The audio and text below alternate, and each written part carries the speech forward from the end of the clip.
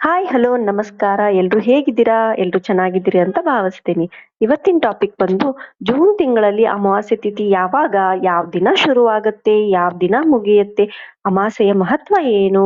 ಈ ಎಲ್ಲ ಪ್ರಶ್ನೆಗಳಿಗೂ ಇಲ್ಲಿದೆ ಉತ್ತರ. ಇದು ಜ್ಯೇಷ್ಠ ಕೃಷ್ಣ ಅಮಾವಾಸ್ಯೆ. ಆಮೇಲೆ ಇದು ನಿಜ ಜ್ಯೇಷ್ಠ. ಇದನ್ನ ಕೃಷ್ಣ ಅಮಾವಾಸ್ಯೆ, ಜ್ಯೇಷ್ಠ ಕೃಷ್ಣ ಅಮಾವಾಸ್ಯೆ ಅಂತ ಕರೀತಾರೆ. ಇದು ಯಾವಾಗ ಶುರುವಾಗುತ್ತೆ ಅಂದ್ರೆ ಜೂನ್ 15, 2026 ಅಂದ್ರೆ ಸೋಮವಾರದಂದು ಆಚರಿಸಲಾಗುತ್ತದೆ. ಈಗ ಅಮಾವಾಸ್ಯೆ ತಿಥಿ ಯಾವಾಗ ಶುರುವಾಗುತ್ತೆ ನೋಡೋಣ. ಅಮಾವಾಸ್ಯೆ ತಿಥಿ ಜೂನ್ 14 ಮಧ್ಯಾಹ್ನ ಸುಮಾರು 12:20 ಆರಂಭವಾಗುತ್ತೆ. ಅಂದ್ರೆ ರವಿವಾರ ಆರಂಭವಾಗುತ್ತೆ. ಆಮೇಲೆ ಜೂನ್ 15 ಬೆಳಿಗ್ಗೆ ಸೋಮವಾರ 8:24 ಮುಗಿಯುತ್ತೆ. ಅಂದ್ರೆ ಸೋಮವಾರ ಮುಗಿಯುತ್ತೆ. ಆಚರಿಸುವುದು ಸೋಮವಾರನೇ.